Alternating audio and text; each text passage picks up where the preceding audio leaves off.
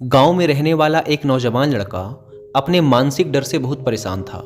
उसे हमेशा किसी न किसी बात का डर लगा ही रहता था। कभी वह यह सोचकर डरता कि पता नहीं उसका भविष्य कैसा होगा, वह खुद के और अपने माँ बाप के सपने पूरे कर भी पाएगा या नहीं। उसे हमेशा यही लगता था कि उसके अंदर बहुत सारी कमियां हैं और इसी सोच की वजह से वह खुद को दूसरों की तुलना में छोटा और कमतर समझता था।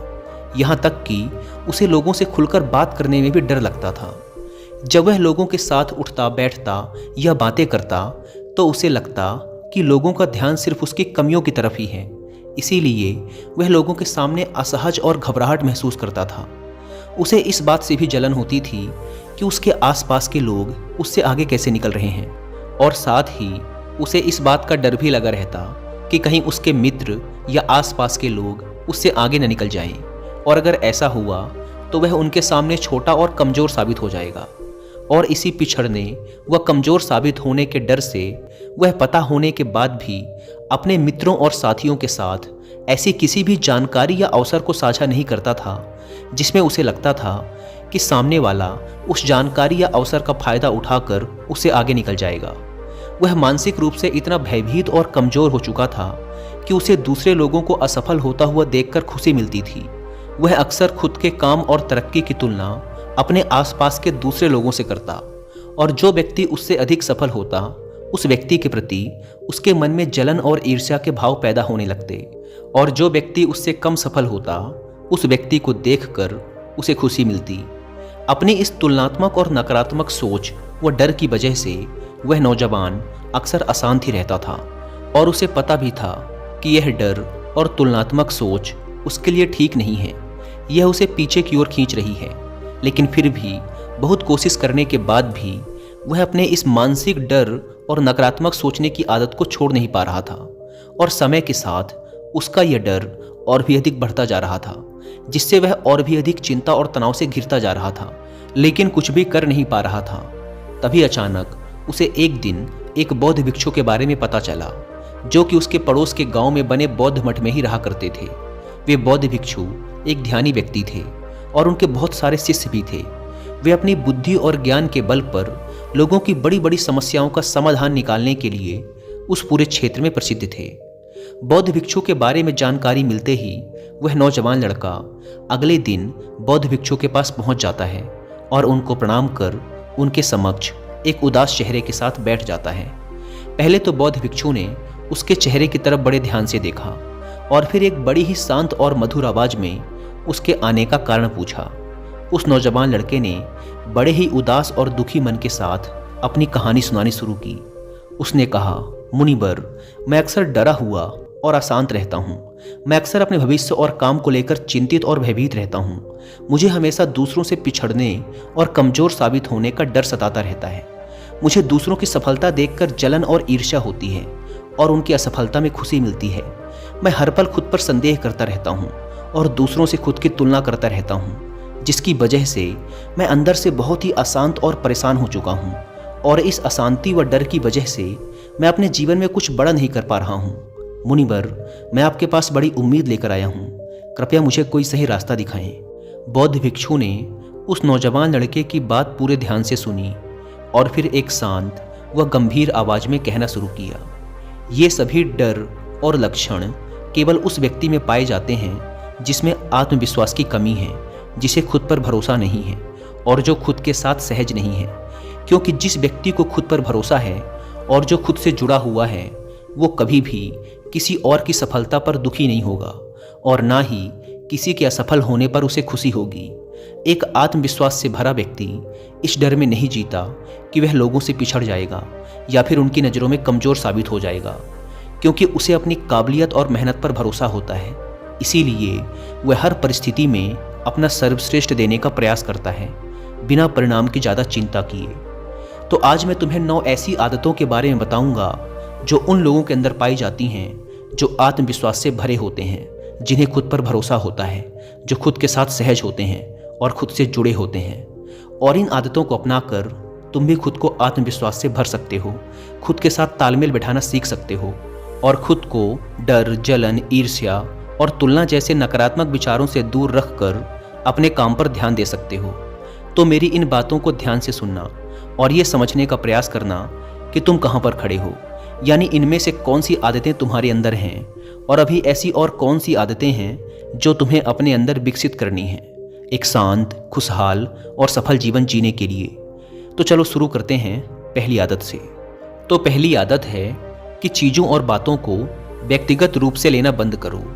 हर चीज़ को व्यक्तिगत यानी अपने ऊपर लेने की कोई ज़रूरत नहीं है, क्योंकि कोई भी इंसान अगर चीज़ों को व्यक्तिगत तौर पर लेता है, कोई भी बात अगर किसी समूह के लिए बोली जा रही है या आमतौर पर सबके लिए बोली जा रही है और वो व्यक्ति उस बात को अपने ऊपर ले लेता है, तो फिर वो वहाँ पर बहुत ज़्यादा अपमानित महसूस करता है और अपने आत्मविश्वास को बहुत गहरी चोट पहुँचा लेता है।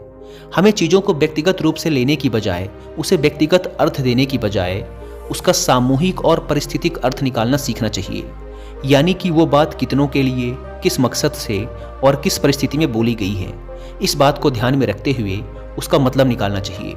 और जो भी व्यक्ति अपने साथ सहज होता है, उसे खुद पर भरोसा होता है, वह खुद को जानता है कि वह कौन है, इसीलिए वह कभी भी चीज़ों को व्यक्तिगत रूप से नहीं लेता।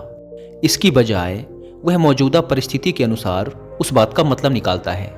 जब हम परिस्थिति और मौके के अनुसार चीज़ों या कही गई बातों का मतलब निकालना सीख जाते हैं, तो फिर हम खुद को बेवजह का दोष देने और खुद पर बेमतलब का दबाव बनाकर परेशान होने से बच जाते हैं। दूसरी आदत है अपने आप पर, अपनी काबिलियत पर भरोसा रखना। अपने आप पर भरोसा करना ये सबसे खूबसूरत एहसास है। दूसरे हम पर भरोसा करें, ये हमारे लिए बहुत अच्छी, बहुत खास बात तो है ही, लेकिन जब हम खुद पर भरोसा करना सीख जाते हैं तो ज़िंदगी बहुत ही आसान और खूबसूरत बन जाती है। क्योंकि जब हमारा खुद पर विश्वास पक्का हो जाता है तो फिर कोई हमारा साथ दे या ना दे, हम जिंदगी में आगे बढ़ते जाते हैं और कितनी भी बड़ी से बड़ी मुसीबत हमारे सामने आए, वो घुटने टेक कर चली ही जाती है और हम हंसते मुस्कुराते हुए आगे बढ़ते जाते हैं। आत्मविश्वास से भरे लोगों की तीसरी आदत है कि उनकी ज़िंदगी में एक ठहराव होता है और वो बिना किसी घबराहट के अपना पर्याप्त समय लेते हैं। ज़िंदगी में सब कुछ तुरंत नहीं मिलता और ना ही हर समय परिस्थितियां हमारे अनुकूल होती हैं। ऐसा नहीं होता कि सब कुछ एकदम से और तुरंत हो जाएगा। कई बार ऐसा होता है कि हमें रुकने की ज़रूरत पड़ती है, चीज़ों को अच्छे से समझने और करने के लिए थोड़ा ठहराव की ज़रूरत पड़ती है। और इस बीच ये जो समय लगता है, इसमें ज़्यादातर लोग अपना धैर्य खो देते हैं। लेकिन जो मजबूत इंसान होगा, जो अपने साथ सहज होगा, उसमें ये खासियत होगी कि वह थोड़ा सा समय लेगा, लेकिन उसे भरोसा होगा कि जो समय वो ले रहा है या जो समय उस काम में लग रहा है, वह वास्तव में उसे और उसकी ज़िंदगी को बेहतर बना रहा है। तो वो इंसान खुशी खुशी अपना समय लेगा, इंतज़ार करेगा और विचलित व परेशान होने की बजाय उसके अंदर बहुत सारा धैर्य और आभार होगा कि चलो चीज़ें कम से कम बेहतर तो हो रही हैं। तो वो समय की कद्र करेगा, अपने अंदर शांति बनाए रखेगा और समय बहुत ही अच्छे से और शांति से बीत जाएगा। आत्मविश्वास से भरे और मानसिक रूप से मजबूत लोगों की चौथी आदत है कि वो दूसरों को भी आगे बढ़ाने में विश्वास करते हैं। एक मजबूत इंसान ही दूसरे को भी आगे बढ़ा सकता है, उसे ऊंचा उठा सकता है, उसे कुछ सिखा सकता है। जो इंसान खुद में मजबूत होता है, खुद को पसंद करता है, खुद के साथ सहज होता है, संतुष्ट होता है, वही इंसान दूसरों की मदद कर सकता है। लेकिन जो खुद ही बेचारा है, खुद ही कमज़ोर है, स्वयं से संतुष्ट नहीं है, वो क्या दूसरों की मदद करेगा? उसे तो खुद दूसरे लोगों से मदद की ज़रूरत है। लेकिन जो इंसान खुद पर भरोसा करता है, वह खुद के साथ सहज और संतुष्ट होता है। इसीलिए वह किसी भी प्रकार की जलन, ईर्ष्या या तुलना के चक्कर में नहीं पड़ता। उसे दूसरे लोगों की मदद करने में भी खुशी मिलती है, क्योंकि वह जानता है कि जितना मैं मजबूत हूँ, उतना ही अगर कोई और मजबूत बनता है तो मजबूत लोगों का एक समूह बनेगा और सब मिलकर मजबूती से आगे बढ़ेंगे। खुद पर भरोसा करने वाले और मानसिक रूप से मजबूत लोगों की पांचवी आदत है कि वो बिना ज़्यादा क्रोधित हुए, बिना अपना आपा खोए, बिना किसी को नुकसान पहुंचाए और बिना डरे अपनी बात को अच्छी तरीके से रखना जानते हैं। क्योंकि ऐसा इंसान अपने साथ सहज और ईमानदार होता है, इसीलिए उसे अपनी गलतियों के बारे में भी पता होता है और ये भी पता होता है कि कहाँ पर वो निर्दोष है। इसीलिए वो अपनी गलतियों को पूरी विनम्रता से स्वीकार कर लेता है और जब वो सही होता है तो बिना डरे अपना पक्ष लेता है और अपनी बात पूरी मजबूती से रखता है। लेकिन अपनी शालीनता के दायरे में रहते हुए, बिना अपनी मर्यादा खोए, वो इंसान बहुत अच्छी तरीके से अपनी बात को 100 लोगों के सामने रखना हो, 1000 लोगों के सामने या फिर पूरी दुनिया के सामने, वो ये अच्छी तरीके से जानता है कि उसे कब क्या कदम उठाना है। इसी प्रकार से इन लोगों की छठी विशेषता है कि ये लोग मानसिक और भावनात्मक रूप से मजबूत और शक्तिशाली होते हैं। सही मायनों में मजबूत यानी अंदर से शक्तिशाली कौन होता है? जिसे ज्ञान होता है लेकिन उस ज्ञान का कोई घमंड नहीं होता, जिसे सही समय पर सही काम करना आता है, जिसे विनम्र रहना आता है, जिसे दूसरों की मदद करना आता है, वही इंसान वास्तव में शक्तिशाली होता है, स्वतंत्र होता है, आत्मविश्वासी होता है, सफल होता है, संतुष्ट होता है। तो सही मायनों में एक मजबूत इंसान की पहचान ऐसी होती है कि वो अपने जीवन के सभी आयामों को मजबूत रखता है और खुद की ही तरह दूसरों को भी शक्तिशाली बनाने में विश्वास रखता है, क्योंकि वह जानता है कि सकारात्मक शक्ति को जितना फैलाया जाएगा वह उतनी ही गुना बढ़कर उसके पास वापस आएगी और वह और भी शक्तिशाली होता चला जाएगा। तुम खुद सोचो कि अगर तुम किसी कमजोर लोगों के समूह में रहोगे तो क्या होगा? धीरे धीरे तुम भी कमजोर बन जाओगे। लेकिन अगर तुम शक्तिशाली लोगों का समूह बनाओगे, उनकी शक्ति बढ़ाओगे, तो क्या होगा? धीरे धीरे तुम्हारी भी शक्ति बढ़ती चली जाएगी। तो ऐसे लोग सही मायनों में शक्तिशाली होते हैं। आत्मविश्वास से भरे और खुद से जुड़े लोगों की सातवीं विशेषता है कि ये लोग अपनी जिंदगी से संतुष्ट होते हैं। इसका मतलब ये नहीं कि आगे कुछ करने का जोश नहीं होता, आगे तो बहुत कुछ करना होता है, लेकिन अभी जो है उसके लिए धन्यवाद से भरे हुए होते हैं, संतुष्ट होते हैं, खुश होते हैं। दिल में सुकून, प्यार और एक सकारात्मक जज्बा होता है, क्योंकि संतुष्टि और धन्यवाद के भाव से ही आगे चलकर सफलता हमारे पास आती है, सौभाग्य हमारे पास आता है। लेकिन अगर हम असंतुष्ट हैं तो हम खुद से नाखुश रहेंगे, कमियां निकालेंगे, चिड़चिड़ करेंगे, जिससे यह ब्रह्मांडीय शक्ति, यह प्रकृति भी कहेगी कि हर समय रोता ही रहता है, कमियां ही निकालता रहता है, छोड़ो इसे। और जो मेरे खुशनुमा बच्चे हैं उनकी तरफ ध्यान देता हूँ। ऐसा होता है ना कई बार कि जो बच्चा हर समय रोता रहता है, चिड़चिड़ाता रहता है, शिकायत करता रहता है, तो कई बार उसके माँ बाप भी उसे उसी हालत में छोड़ देते हैं कि रहने दो इसे, अपने आप ही रोग आके थोड़ी देर में चुप हो जाएगा। लेकिन जो बच्चा प्यारा सा, खुशनुमा सा और शांत होता है, उसकी तरफ लोगों का प्यार और बढ़ता है, उसे और खुशियाँ मिलती हैं। तो कहने का अर्थ है कि जो लोग संतुष्ट होते हैं वो अपने साथ सहज और खुश रह पाते हैं और उनका अपने पर भरोसा बढ़ता चला जाता है। इसी तरह से इन लोगों की आठवीं आदत होती है कि ये लोग संतुलन में भरोसा रखते हैं। जीवन को अच्छी तरीके से जीने के लिए इसका संतुलित होना बेहद आवश्यक है। तो ऐसे मजबूत लोग जो अपने साथ सहज होते हैं वो जीवन के संतुलित होने पर विश्वास रखते हैं। हमारे जीवन के बहुत सारे पहलू हैं, जैसे शारीरिक स्वास्थ्य, मानसिक स्वास्थ्य, घरेलू संबंध, सामाजिक संबंध, भविष्य के सपने, मौज मस्ती, सफलता इत्यादि। और अगर हम इन सभी चीज़ों को उचित समय देते हैं तो हमारे जीवन में एक संतुलन होगा, हम संतुष्ट रहेंगे, खुश रहेंगे, बीमार होने से बचे रहेंगे। लेकिन अगर हम जीवन के किसी एक क्षेत्र में बहुत ज़्यादा ध्यान देते हैं, उसमें बहुत अच्छा कर रहे हैं, लेकिन बाकी दूसरे क्षेत्रों में बिल्कुल पिछड़े हुए हैं, तो क्या होगा? हमारे जीवन में कभी भी वो संतुष्टि, वो खुशी, वो आत्मविश्वास आ ही नहीं पाएगा। हम ज़्यादातर समय परेशान ही रहेंगे। इसीलिए तुम्हारे जीवन के जो भी कमज़ोर क्षेत्र हैं उनकी ओर भी ध्यान दो और एक योजना बनाओ कि कैसे उन्हें बेहतर किया जा सकता है, जिससे तुम अपने जीवन में एक संतुलन स्थापित कर सको। नौवीं और आखिरी आदत है कि ये लोग खुले विचारों वाले होते हैं। जो भी इंसान खुले दिमाग का होगा वह नए विचारों का स्वागत करेगा, दूसरों की राय का भी सम्मान करेगा।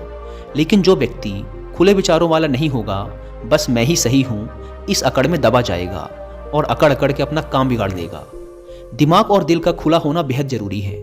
मैं जैसा हूँ वो हूँ, लेकिन अगर दूसरा मुझसे अलग है तो इसका मतलब ये थोड़े ना कि वो गलत है। अगर मुझे कोई विशेष चीज़ पसंद नहीं है, कोई पहनावा पसंद नहीं है, कोई काम करने का तरीका पसंद नहीं है, तो इसका मतलब ये थोड़े ना कि सामने वाले का तरीका गलत ही होगा। तो विचारों का खुला होना बेहद आवश्यक है। नई चीज़ों को सीखना, चाहे वो कोई काम हो, संस्कृति हो, विचार हो, कला हो, उसका स्वागत करना, उनकी अच्छाई की तारीफ करना, बदलाव को स्वीकार करना, यही सब चीज़ें होती हैं जो खुले विचारों वाले इंसान की पहचान होती हैं। लेकिन अगर हम रूढ़िवादी और छोटी सोच में फंस जाते हैं, अंधविश्वास में फंस जाते हैं, अपनी सोच को बदलने के लिए तैयार नहीं होते, अपना नज़रिया नहीं बदलते, तो फिर क्या होता है? हम मानसिक रूप से सड़ने लगते हैं। लेकिन जब हम खुलते हैं, नई चीज़ों का स्वागत करते हैं, तो हम मुस्कुराते हैं, हम पहले से बेहतर बनते हैं, हमारा दिमाग ज़्यादा विकसित होता है और हम नई नई चीज़ें सीख कर आगे बढ़ते रहते हैं, जिससे हमारे जीवन में और खुशियाँ आती हैं। इतना कहने के बाद बौद्ध भिक्षु थोड़ी देर के लिए रुके और फिर एक हल्की मुस्कान ली और फिर कहा, तो अब तक तुम्हें समझ तो आ ही गया होगा और ये भी अनुमान लगा लिया होगा कि तुम अभी कहाँ पर खड़े हो और तुम्हें अपने अंदर क्या क्या बदलाव लाने हैं। बौद्ध भिक्षु के मुंह से यह बात सुनकर उस जवान लड़के ने हाँ में अपना सिर हिलाया और इस अमूल्य जानकारी के लिए बौद्ध भिक्षु का धन्यवाद कर वहाँ से चला गया। दोस्तों, मुझे उम्मीद है कि आपको ये वीडियो पसंद आई होगी और वीडियो में यहाँ तक बने रहने के लिए आप सबका बहुत बहुत धन्यवाद।